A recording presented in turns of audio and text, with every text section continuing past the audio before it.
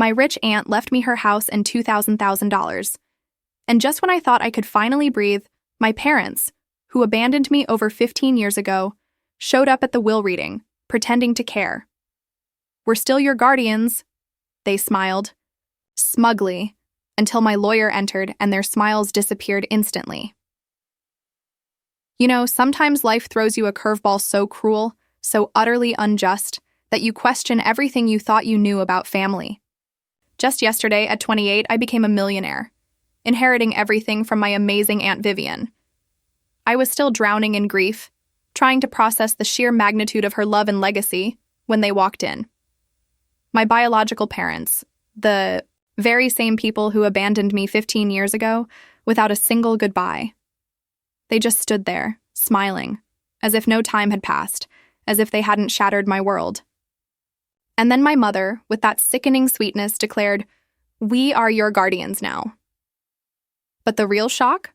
That was for them. The moment my lawyer entered the room and their faces went absolutely, chillingly, ghostly pale. It feels like a lifetime ago, but I remember when life was normal. I was 13, living in a modest 2-bedroom apartment. My parents seemed to love me. My dad was a sales manager at a local car dealership, and my mom taught 3rd grade. We weren't rich, but we had enough.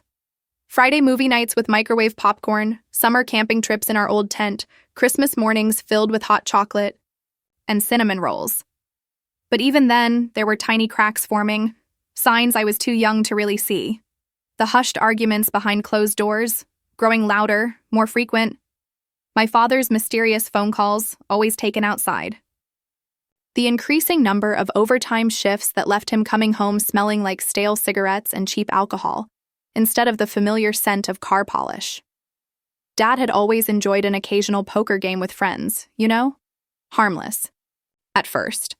But then those friendly games turned into weekend trips to Atlantic City. I overheard my mother crying one night, begging him to stop, terrified we'd lose everything. He promised he would. But my father's promises?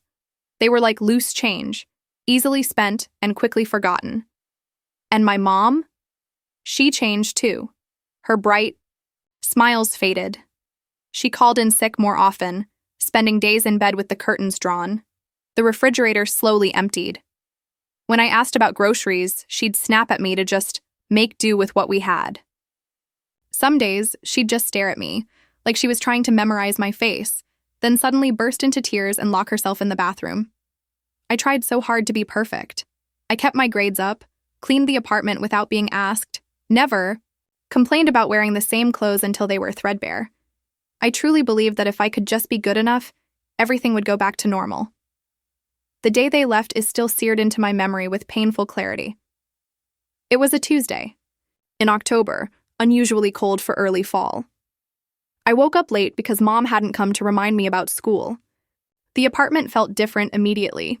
Too quiet, too empty. Their bedroom door was open, which was strange. Mom always kept it closed during her bad days. The closet doors gaped open, half the hangers empty. Their dresser drawers were pulled out, only a few forgotten socks remaining. On the kitchen counter, I found a single-page note in my mother's handwriting. 16 words. "Elaine, we cannot do this anymore. Your Aunt Vivian will take care of you. We are sorry." Just like that.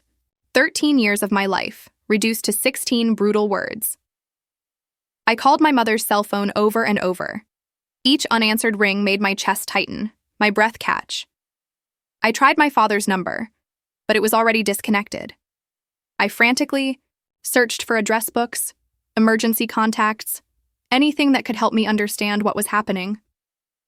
I'd only met Aunt Vivian twice before. She was my father's older sister, a stern businesswoman who lived in another state.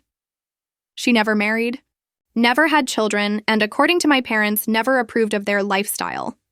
I had no way to contact her, no idea if she even knew what they'd done. I spent that night alone, absolutely terrified to tell anyone. What if they put me in foster care? What if my parents came back and I was gone? I survived on cereal and cried myself to sleep on the living room couch, glued to the phone, waiting. On the second day, our landlord knocked, demanding overdue rent. When I told him my parents were away, he eyed me suspiciously and mentioned calling social services. By the third day, I finally called my school counselor, who immediately involved Child Protective Services. The social worker who came, Miss Dawson, had kind eyes and a voice that felt like warm blankets. She made calls, pulled strings, and somehow located Aunt Vivian. "Your niece has been abandoned," I heard Miss Dawson say into the phone. "The alternatives are foster care, or—" There was a long pause. "I understand it's sudden, but she has no one else. Tomorrow morning would be best. She cannot stay in the apartment alone another night." Aunt Vivian arrived the next day in a sleek black car that looked completely out of place in our neighborhood. She wore a charcoal gray suit and pearls, her silver hair pulled into a tight bun. Her expression when she saw me wasn't one of joy or even pity. It was determination mixed with resignation. "Pack what you can carry," she instructed, her voice clipped but not unkind. "The rest can be shipped later." The social workers handled the paperwork while I filled a single suitcase with clothes, stuffing my backpack with photo albums and my favorite books. I left behind my childhood bedroom, with its glow-in-the-dark stars still stuck to the ceiling. The drive to Aunt Vivian's house took 3 hours. She didn't speak much, only asking if I was hungry or needed a bathroom break. I stared out the window, watching my entire world literally shrink away in the rearview mirror. The legal guardianship process was complicated: court appearances, interviews with judges, more social workers, psychological evaluations. Through it all, Aunt Vivian remained steadfast, if not particularly warm. She hired excellent lawyers and never once suggested sending me elsewhere, even when the process became lengthy and difficult. My parents? They never showed up to any hearing. The court tried to locate them to officially terminate their parental rights, but they seemed to have vanished completely. It was as if they had never existed. The abandonment left wounds that therapy could only partially heal. For years, I would wake up in the middle of the night, convinced I'd heard the front door open, that they had returned to explain it was all a terrible mistake. I wrote letters I never sent because I had no address. I scanned crowds in shopping malls, convinced I'd glimpsed my mother's profile or my father's distinctive walk. The therapist Aunt Vivian hired, Dr. Freeman, helped me understand that their leaving had nothing to do with me. "Adults make adult decisions based on adult problems," she would say. "Children blame themselves because it gives them a sense of control. If it was your fault, you could fix it. But this was never yours to fix, Elaine." Logical words that my heart refused to accept for many, many years. As time passed, my desperate search slowed. By my 18th birthday, I had stopped looking back, every time someone called my name in public. By 20, I had stopped drafting imaginary conversations for our reunion. By 25, I had finally accepted that the parents I knew were effectively gone forever. Through it all, Aunt Vivian remained. Not warm, not affectionate, but dependable. Rock solid. She never once broke a promise, never missed an appointment, never failed to provide what I needed. It was a different kind of love than what I had lost, but it was real. Moving into Aunt Vivian's home was like being transplanted to a foreign country. Her Victorian mansion sat on 2 acres of meticulously landscaped grounds, surrounded by a wrought iron fence. My bedroom was larger than our entire former apartment, with heavy velvet curtains and an antique 4-poster bed that made me feel like I'd stepped into a period drama. The rules were numerous and strictly enforced: breakfast at 7 sharp, beds made before leaving for school, no shoes on the hardwood floors, piano practice for 1 hour daily, whether I showed talent or not. Homework completed at the desk, not on beds or couches.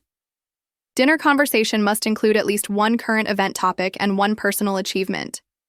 No television on weeknights. I broke every single rule in the first month. I was testing boundaries, perhaps unconsciously, hoping to be sent away before I could be abandoned again. But Aunt Vivian never threatened to get rid of me. Instead, each infraction came with logical consequences. Late to breakfast? No breakfast, and a reminder that the kitchen closed at 7:30. Homework incomplete? My weekend plans were canceled until assignments were finished to her satisfaction.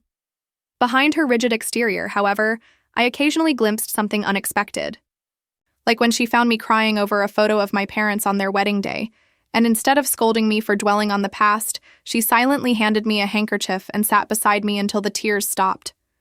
Or when I failed a math test, despite studying for hours, and she hired a tutor rather than criticizing my intelligence. Aunt Vivian had built her fortune from a small inheritance, turning a local housewares store into a chain of 30 upscale home decor boutiques across 3 states.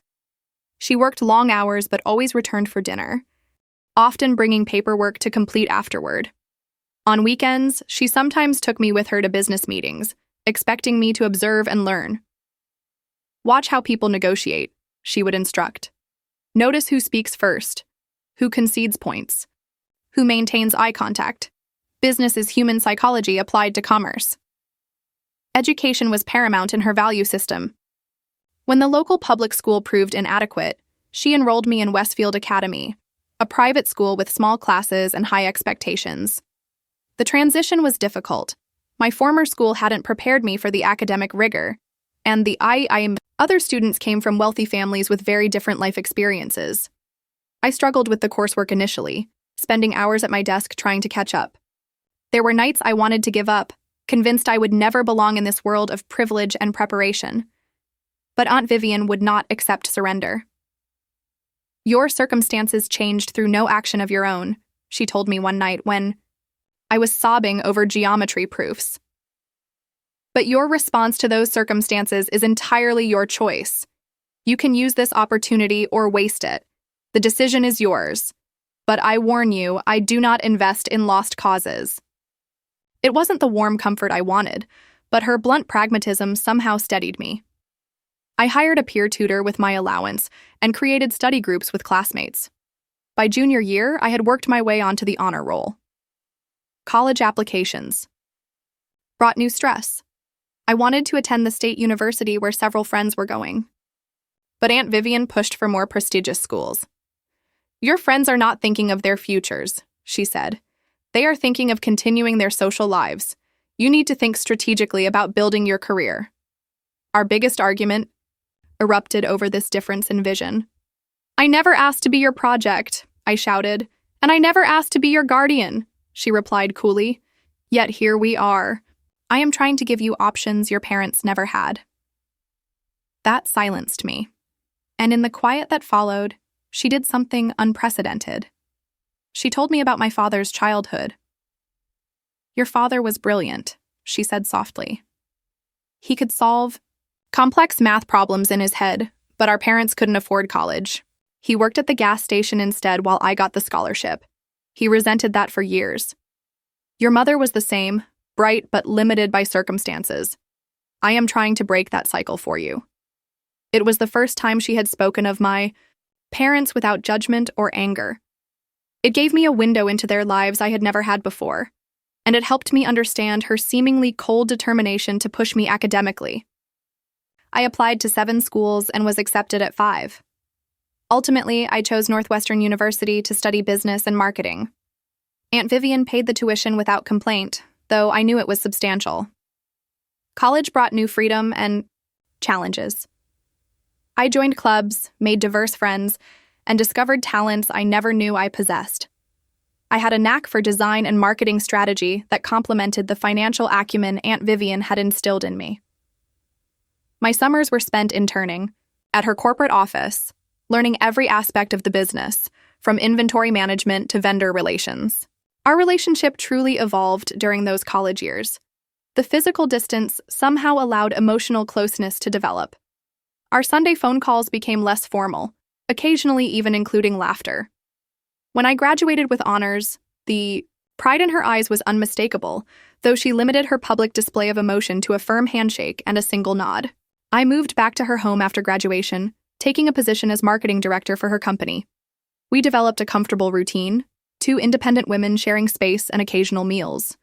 I dated occasionally, though Aunt Vivian subtly discouraged any relationship that might distract from my career advancement. Then, 2 years ago, everything changed again. Aunt Vivian was diagnosed with pancreatic cancer. The prognosis was poor from the beginning, but she approached her illness with the same discipline and determination she applied to everything else. "We all die," she said, when I broke down after the diagnosis. The only variables are when and how we use the time before that happens. She continued working as long as possible, transitioning responsibilities to me. As her strength waned, our roles reversed gradually. I became the one enforcing medication schedules, arranging doctor appointments, and ensuring proper nutrition. In her final months, a surprising softness emerged in Aunt Vivian. One evening, as I helped her into bed, she gripped my hand with unexpected strength. "You are the daughter I never allowed myself to have," she whispered. "Taking you in was the best decision of my life." She died peacefully in her sleep, 8 months after the diagnosis. The funeral was small, attended primarily by business associates and a few distant relatives. I stood at the graveside, realizing that she had become my true parent in all the ways that truly mattered. The grief was overwhelming at times. The house echoed with emptiness. I would catch myself listening for her footsteps or saving articles I thought might interest her. But I continued running the business as she had taught me, honoring her legacy through action rather than mere sentiment. I never expected to see my biological parents again, until the day of the will reading changed everything. 3 weeks after the funeral, I received a formal letter from Harold Thompson, Aunt Vivian's attorney for over 30 years. The will reading was scheduled for the following Tuesday at 10 o'clock in the morning at his downtown office. The letter mentioned that all interested parties would be present, but I assumed this meant only me, and perhaps some business partners or charitable organizations Vivian might have included. Thompson was a distinguished man in his 70s, with a full head of silver hair and wire-rimmed glasses that he peered over rather than through. His office smelled of leather and old books, with dark wood paneling and a massive desk that had probably witnessed thousands of life-altering documents being signed. I arrived 15 minutes early, dressed in a navy blue suit Aunt Vivian would have approved of. Thompson greeted me warmly, expressing condolences again before mentioning that we were waiting for a few others before beginning. I sat in one of the leather chairs, flipping through a business magazine without absorbing any of the content. Then the door opened, and time seemed to stop. Standing in the doorway were 2 people I had convinced myself I might never see again. My parents. My father had aged dramatically. His once thick, dark hair was now thin and completely gray. Deep lines carved paths from his nose to his mouth, and his shoulders slumped forward as if carrying an invisible weight. He had gained at least 50 pounds, his once athletic frame now soft and round. My mother looked even more altered. Her blonde hair was cut in a severe style that didn't flatter her face, which had grown thin and angular. Dark circles shadowed her eyes, and when she smiled, it didn't reach them. She wore a dress that might have been fashionable a decade ago, and she clutched her purse with white-knuckled intensity. "Ela," my father said, his voice rougher than I remembered. "Look at you, all grown up." They moved toward me, and I found myself rising on unsteady legs. My mother reached for an embrace that I simply couldn't return. I stood stiffly as her arms encircled me, the scent of her perfume both familiar and alien. "We've been trying to find you," my mother said, stepping back to examine me. "You look so much like your aunt now, so sophisticated." "How did you know about today?" I managed to ask, my voice sounding strange to my own ears. "We saw the obituary in the newspaper," my father explained, attempting a sad smile. "We've been keeping tabs on the family from afar. We knew you were with Vivian, of course." Of course they knew where I was all these years and never once reached out. The room seemed to tilt slightly. "Please sit down," Thompson interjected, gesturing to the chairs. "We have one more person joining us before we begin." An older woman I recognized as Vivian's housekeeper, Mrs. Bentley, entered the room. She had worked for Aunt Vivian for over 20 years and had been kind to me in her reserved way. She nodded at me sympathetically before taking a seat near the window, as far from my parents as possible. As we waited for Thompson to begin, my parents attempted small talk that felt utterly surreal. "We live in Arizona now," my mother offered. "The climate is better for your father's arthritis." "I manage a convenience store," my father added. "Nothing fancy, but it pays the bills." I nodded mechanically, unable to formulate responses. Inside, my emotions churned violently. Anger, confusion, hurt, and a treacherous flicker of longing all battled for dominance. Thompson cleared his throat and opened a thick folder. "We are here to execute the last will and testament of Vivian. Eleanor Hughes," he began formally. "I will summarize the key provisions before providing copies to the relevant parties." My parents leaned forward slightly, an almost imperceptible movement that suddenly made their presence at this reading crystal clear. They hadn't come for closure or reconnection. They had come for money. Thompson adjusted his glasses. "To my niece, Elaine Margaret Winters, I leave the entirety of my estate, including but not limited to the property at 347 Lakeview Drive, all its contents and the surrounding 2 acres of land. My full ownership share of Hughes Home Collections, valued at approximately $12 million, all bank accounts, investment portfolios, and retirement funds totaling approximately $2 million in liquid assets. My personal effects, including jewelry, artwork, and automobiles, and all intellectual property related to my business ventures." The room fell silent. I had expected to inherit something, but the scope of the bequest was absolutely overwhelming. Aunt Vivian had been wealthy, but I hadn't realized just how substantial her estate truly was. My father coughed lightly. "Excuse me, Mr. Thompson, is there anything else?" Thompson looked at him over his glasses. "There are some smaller bequests. To longtime employees," he said, nodding toward Mrs. Bentley, "and detailed instructions regarding charitable donations to be made annually from the business profits. But the bulk of the estate passes to Elaine, as I have stated." My mother's smile tightened. "Well, this is quite a responsibility for someone so young," she said, patting my hand in a gesture that felt invasive rather than affectionate. "Fortunately, as her parents, we are in a position to help." Thompson raised an eyebrow but said nothing. "Legally speaking," my father added with forced casualness, "since Elaine was a minor when Vivian took her in, and there was never any formal termination of our parental rights, we remain her legal guardians. We would be happy to assist with managing these assets until Elaine has more life experience." The panic that shot through me was visceral and immediate. After 15 years of silence, they wanted to control my inheritance. I opened my mouth to object, but Thompson spoke first. "I believe there is some confusion about the legal status here," he said calmly. "Perhaps we should continue this discussion tomorrow when I can have all the relevant documentation prepared. Shall we say 2 Sato?" My parents exchanged a quick glance, before my father nodded. "That would be fine. We are staying at the Westmont Hotel downtown. We could meet for lunch before that, Elaine, to catch up properly." Before I could respond, Thompson stood.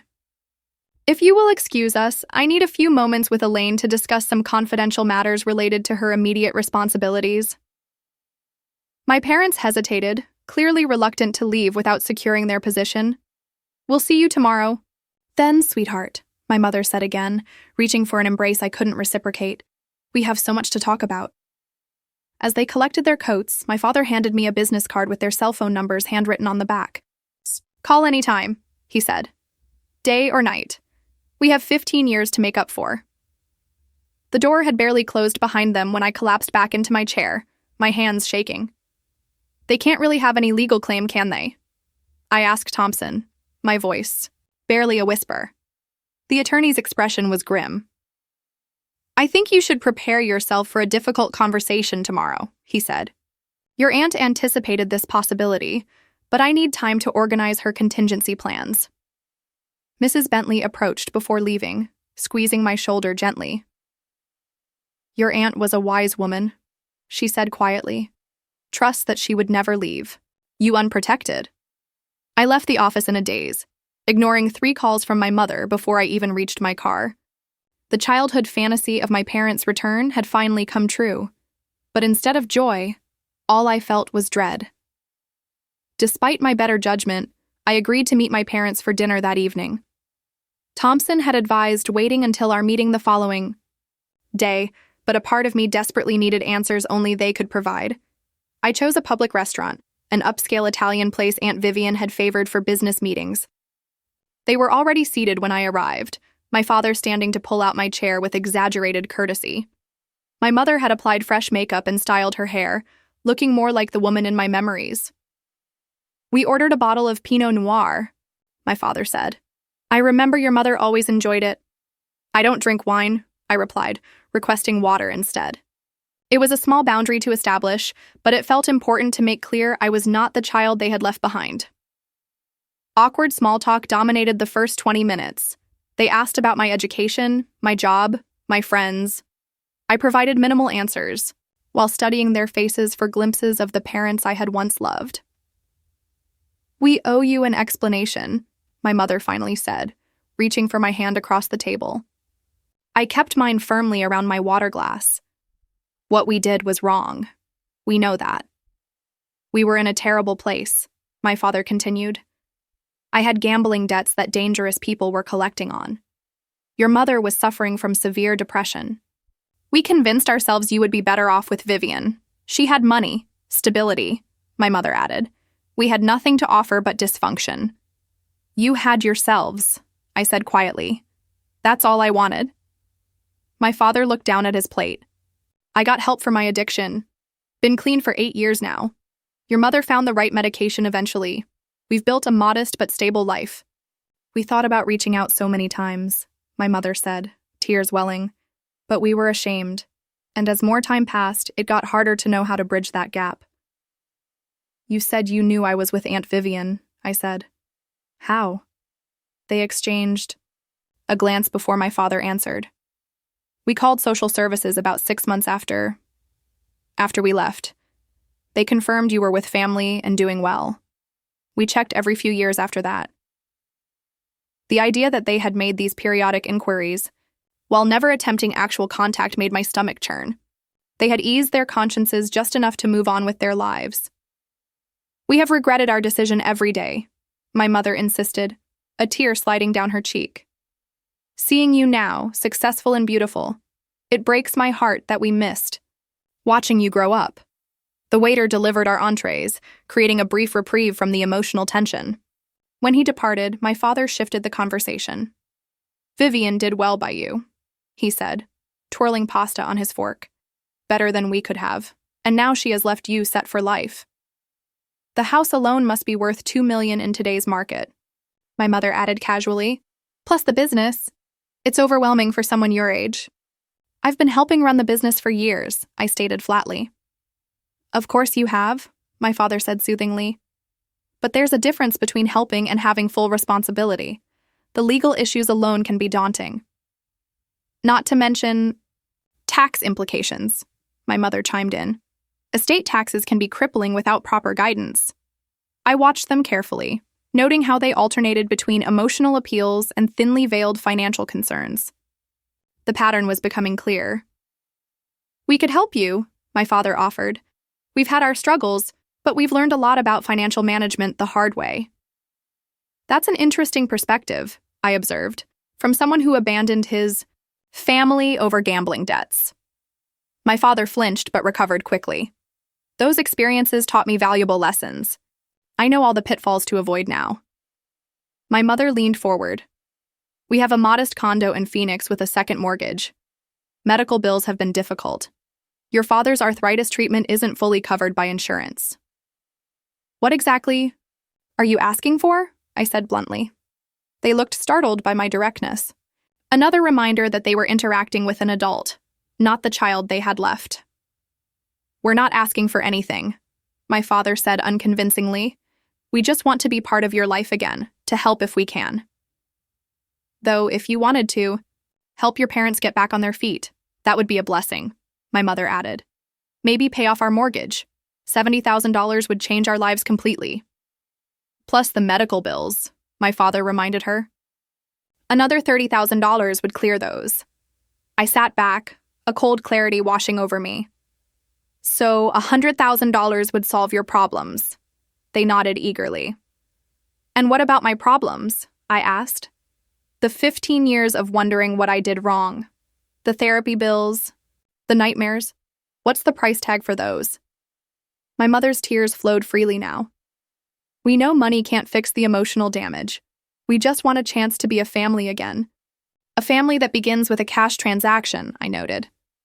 My father's expression hardened slightly. You have to understand our position. We made a terrible mistake, yes. But Vivian was my sister. That fortune came from our family originally. Our parents left her the seed money to start her business while I got nothing. So, you feel entitled to it? I clarified. Not entitled, he backpedaled. Just included. We are your parents, Elaine. Blood means something. I thought of Aunt Vivian, who had shown me through actions, rather than words, what real parental love looked like. Yes, I agreed. Blood means something, but actions mean more. The rest of the dinner continued in this vein, swinging between emotional manipulation and thinly veiled financial hints. By dessert, they had mentioned several other debts and suggested I might want to add them to my team at the company with generous salaries. As we parted outside the restaurant, my mother hugged me again, whispering, "Think about what family really means, sweetheart. We all make mistakes." I drove home in a fog of confusion. Their story contained elements of truth.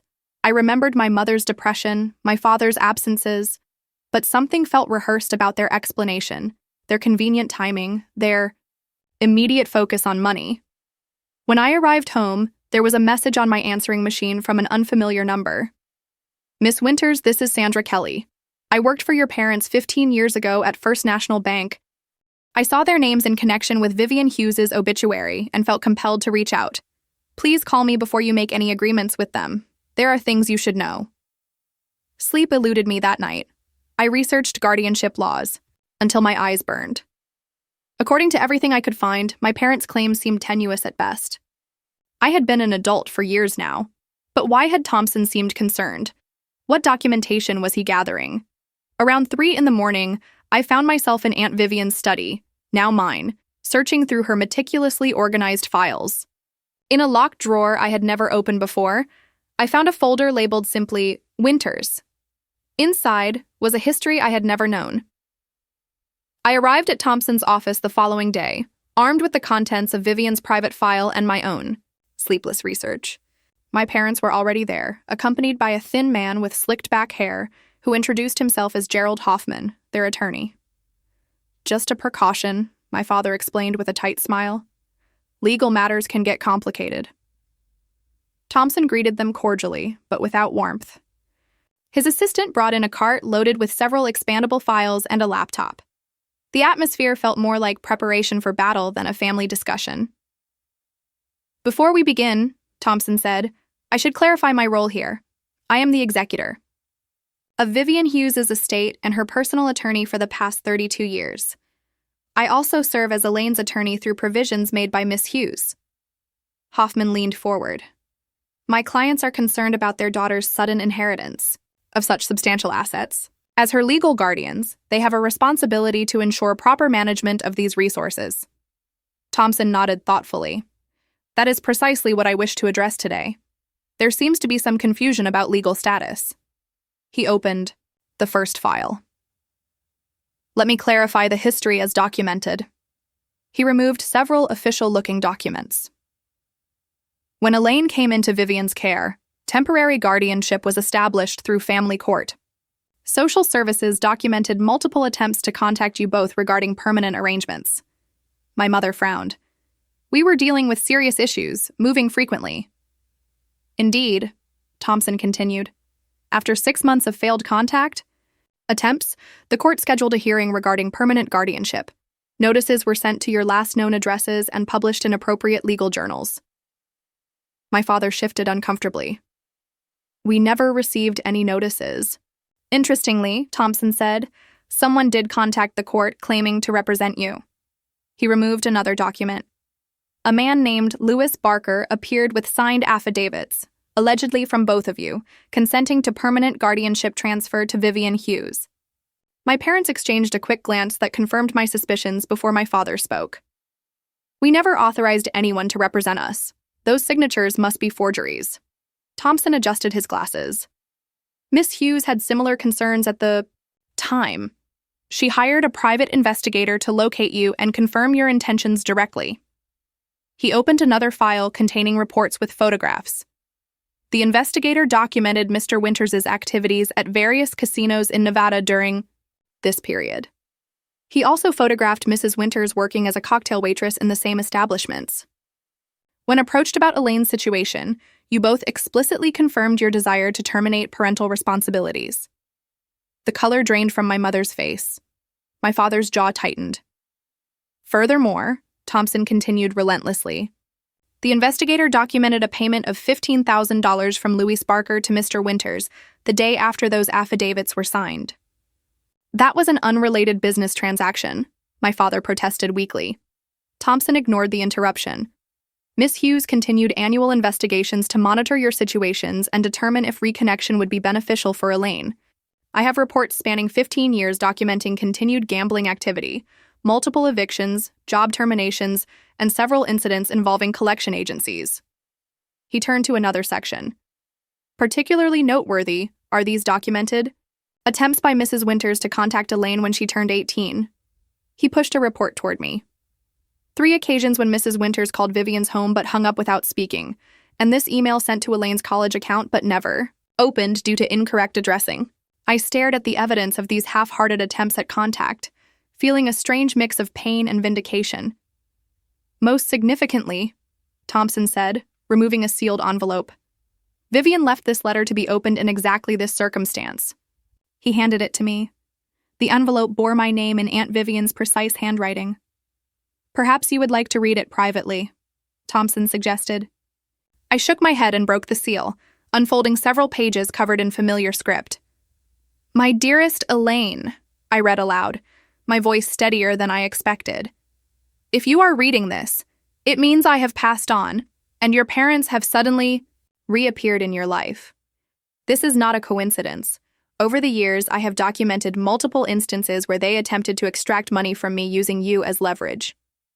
My mother made a small sound of protest, but I continued reading. 6 months after you came to live with me, your father contacted me demanding $50,000 in exchange for not challenging the guardianship arrangement. I paid it against my better judgment, fearing a custody battle would traumatize you further. He returned 3 years later asking for more, claiming gambling debts had put his life in danger. I refused and instead hired security for our home. I looked up briefly to see my father staring at the floor. When you turned 16, your mother called claiming she had cancer and needed treatment money. My investigator confirmed this was untrue. When you received your college acceptance, they somehow obtained your email address and requested tuition money for a fresh start to rebuild their relationship with you. I blocked these communications to protect you from their manipulation. Tears blurred my vision, but I forced myself to continue. I have never told you these things because I wanted you to heal without additional betrayal. I hoped they would eventually seek help and become the parents you deserved. That has not happened. Now they will likely attempt to access your inheritance through guilt, legal threats, or emotional manipulation. The room was completely silent as I turned to the final page. Thompson has all necessary documentation to protect you legally. The guardianship was converted to legal adoption when you were 16, though I kept my surname and did not change yours, hoping someday reconciliation might be possible. You have been legally my daughter since then, and they have no claim to you, or your inheritance. Whatever you decide regarding a relationship with your biological parents must be your choice. But please protect yourself financially. Blood relation does not entitle anyone to the rewards of our hard work or justify their past neglect. Remember that family is built through consistent care and sacrifice, not DNA. I am proud of the woman you have become. Trust your judgment. All my love, Vivian. I carefully refolded the letter, emotions too complex to name flooding through me. Aunt Vivian had adopted me. I had never known. Thompson cleared his throat. I have the adoption papers here, legally binding and properly executed through family court. I also have documentation of the multiple financial solicitations mentioned in the letter. He turned to my stunned parents.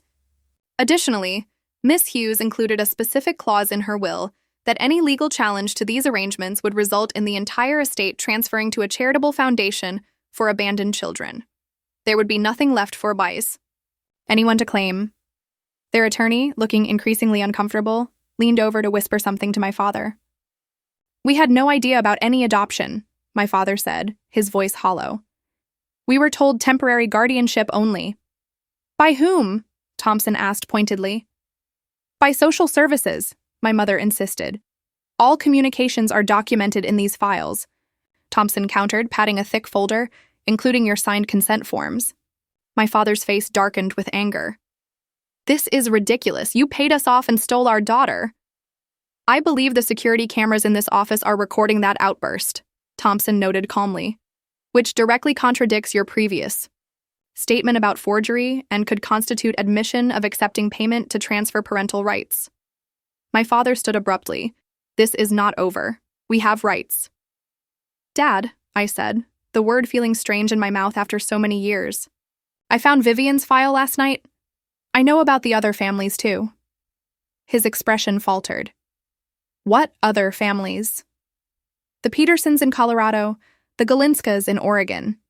3 other families you approached, claiming to be relatives of recently deceased wealthy individuals. It seems abandoning children and then trying to cash in on their inheritances has been your pattern for quite some time.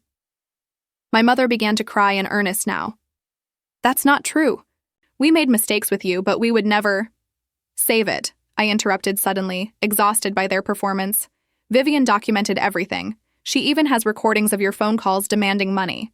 Did you really think she would leave? Me unprotected? My father's rage shifted to calculation. Listen, Elaine, there's been a terrible misunderstanding. We can work this out as a family. No need for attorneys and accusations. I think we're done here, I said, standing. Thompson, is there anything else legally required of me today? No, he answered. The estate transfers to you cleanly.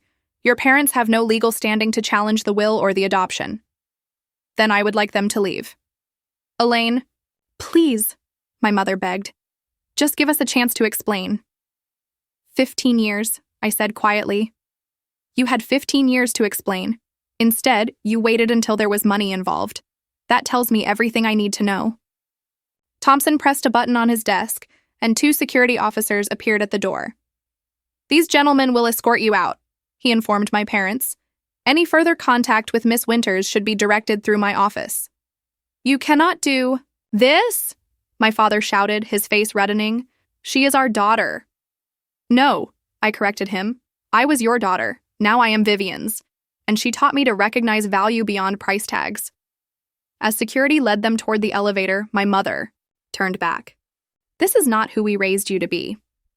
You didn't raise me, I replied. Vivian did, and she gave me everything else, including protection from people who see relationships as transactions. After they had gone, I collapsed into a chair, emotional exhaustion overtaking me. Thompson sat beside me rather than behind his imposing desk. You should know, he said gently, that I am also your godfather. Vivian asked me to accept that role when she adopted you. I promised her I would continue, looking out for your interests after she was gone. This unexpected connection to Aunt Vivian brought fresh tears. Why did she never tell me about the adoption? I whispered. She worried you might feel she was trying to replace your parents rather than simply protecting you legally.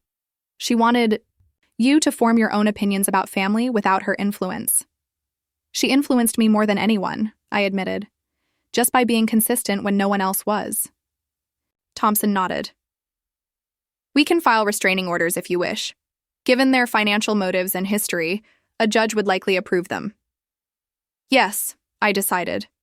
I think that would be best. As I left his office, I felt both drained and strangely liberated. The fantasy of my parents' return that had haunted me for years had finally played out. Nothing like my childhood dreams, but exactly as Aunt Vivian had anticipated. She had protected me one final time.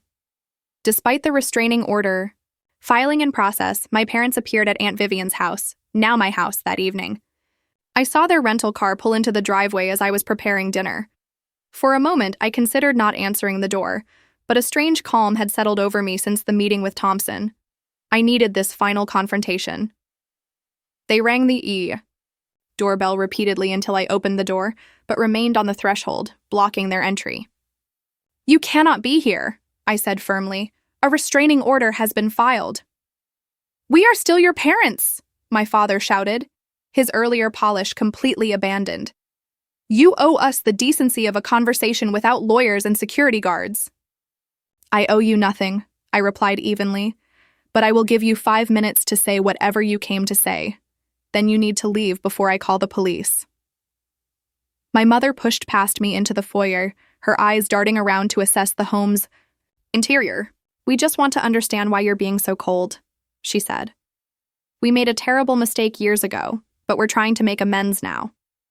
By attempting to take control of my inheritance? I asked. That's an interesting approach to making amends. My father followed her inside despite my objection. That woman poisoned you against us, he spat. Vivian always resented me.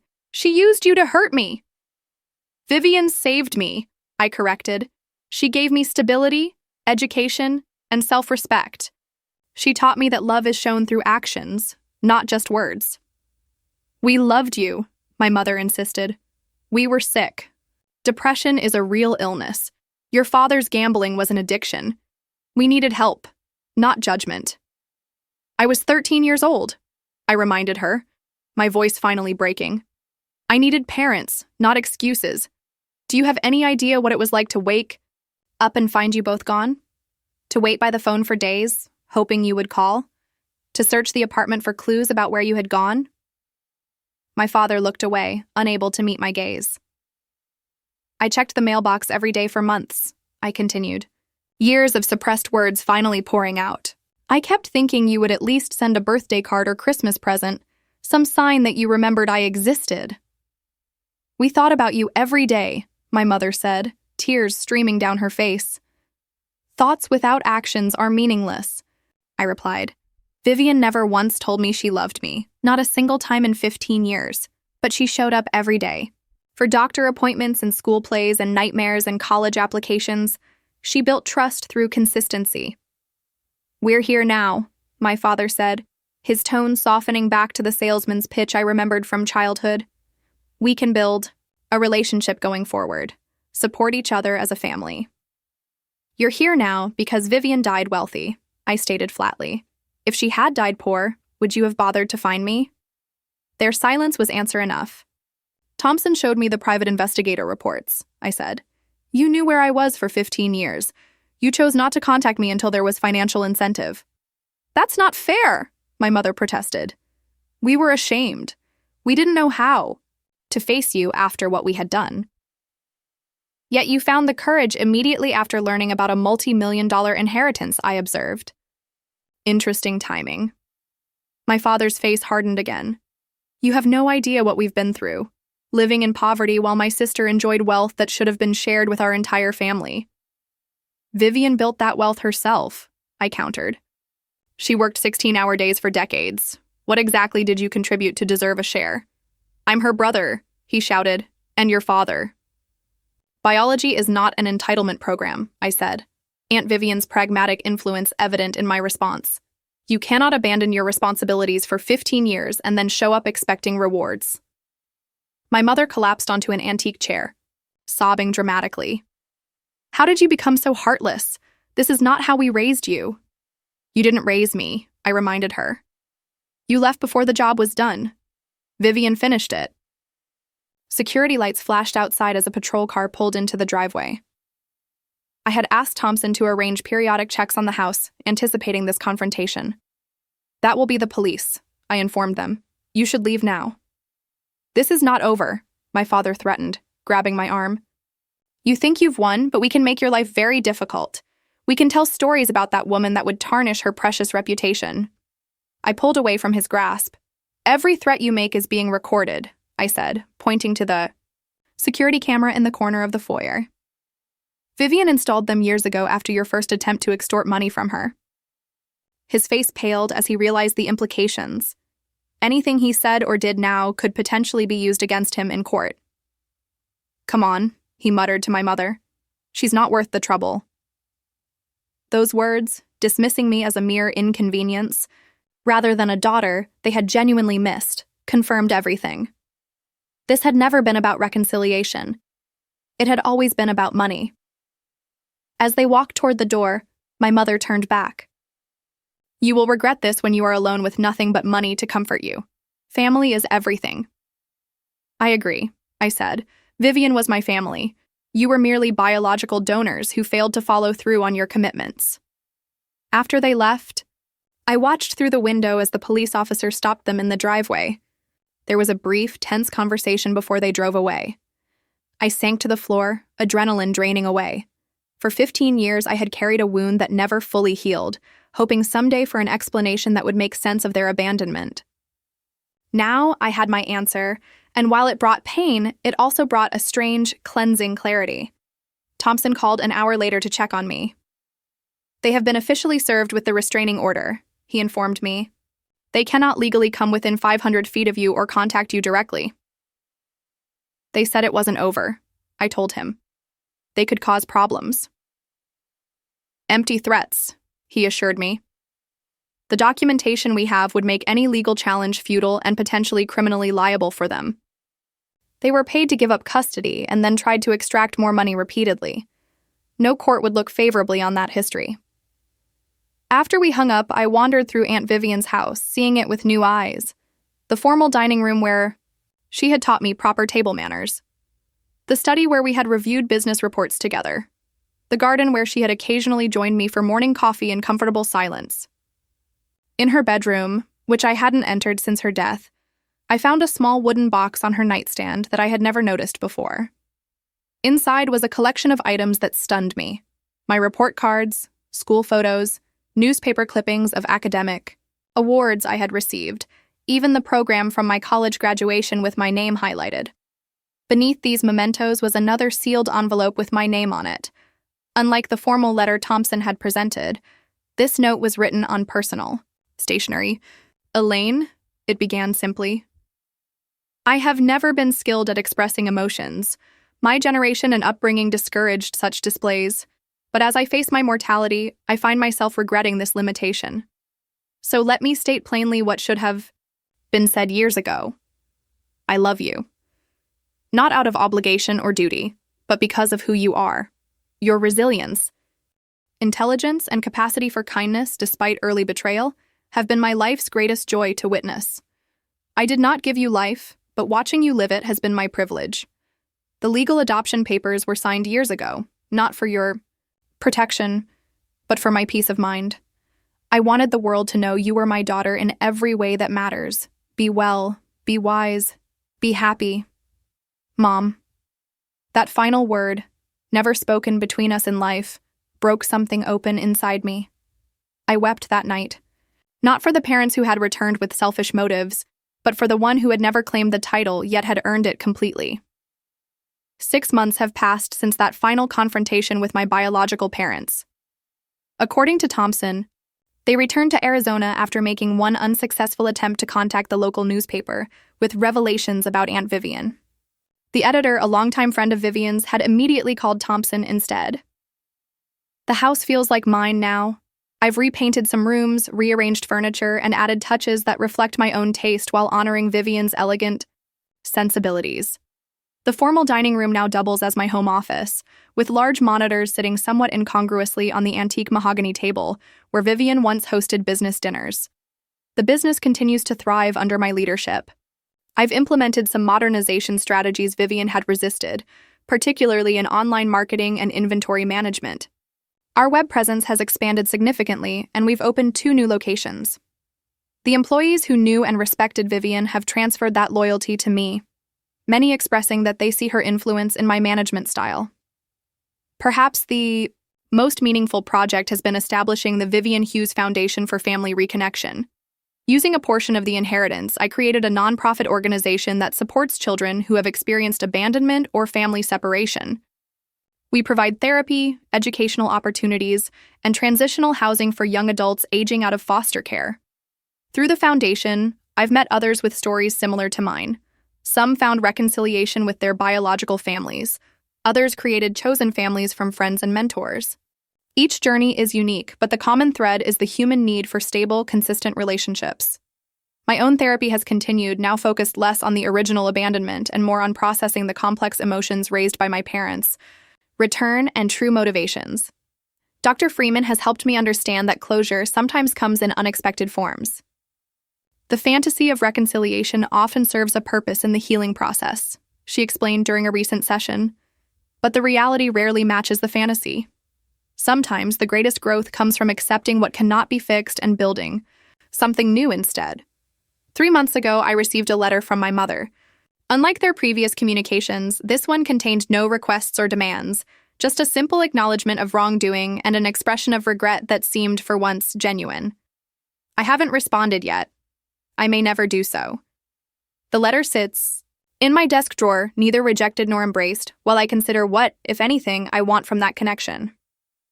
I've found unexpected comfort in relationships I had previously taken for granted. Mrs. Bentley, Vivian's housekeeper, still comes twice weekly. She has slowly shared stories about Vivian from before I arrived, painting a fuller picture of the woman who became my true mother. She was terrified when you first came, Mrs. Bentley confided recently. She had never wanted children, never thought she had the temperament for motherhood. The first night after you arrived, I found her in the kitchen at 3 o'clock in the morning researching child development books online. These glimpses into Vivian's private concerns and efforts touched me deeply. She had taken on a responsibility she never sought, but fulfilled it with characteristic thoroughness and commitment. Thompson has become a regular presence in my life as well, joining me for dinner monthly and offering guidance on both business and personal matters. As my godfather, he has embraced a more avuncular role than his previously formal demeanor suggested possible. Vivian would be proud, he told me recently as we reviewed the Foundation's first quarterly report. Not just of your business acumen, but of your resilience. She worried constantly that your early experiences would leave you bitter or untrusting. Instead, you have channeled that experience into helping others. I've begun dating again, after putting romance aside during Vivian's illness and the subsequent legal complications. Nothing serious yet, but I find myself approaching relationships with clearer boundaries and expectations. Vivian's example taught me that love should be demonstrated through consistent actions, not merely professed in convenient moments. The most profound change has been internal. The question that haunted me for 15 years, why did they leave me, no longer carries the same power. I understand now that their departure reflected their limitations, not my value. More importantly, I recognize that Vivian's decision to stay, to commit, to show up day after day, was the more significant choice. Last weekend, I visited Vivian's grave with fresh flowers. The headstone is elegant black granite with simple lettering, exactly as she specified. I had a small addition made after the adoption revelation, the word mother engraved beneath her name. Standing there, I realized that family is not defined by blood or legal documents, but by the 1,000 small choices made daily. Who shows up, who stays, who tells difficult truths, who creates safety rather than chaos. Vivian taught me through example that wealth is not measured solely in financial terms. True abundance comes from integrity, from commitments honored, from trust built slowly and maintained carefully. These are the values I carry forward, her most valuable bequest. The inheritance she left me extended far beyond property and investments. She gave me a model for living with dignity and purpose. She showed me that chosen family can be stronger than biological bonds. And she demonstrated that love need not be frequently spoken to be deeply felt. I will never know if my biological parents truly regret their actions or simply regret losing access to financial resources. In the end, their motivations matter less than I once thought. What matters is the life I choose to build moving forward, the relationships I nurture, and the legacy I create. Have you ever had to redefine your understanding of family? Do you believe that blood connections automatically deserve forgiveness, or should relationships be earned through consistent care and respect? I would love to hear your thoughts in the comments below. If this story resonated with you, please like and subscribe to our channel for more real-life experiences. And if you know someone struggling with family issues who might find comfort in this journey, please share this video with them. Thank you for listening to my story, and remember that sometimes the family we choose brings more healing than the family we are born into.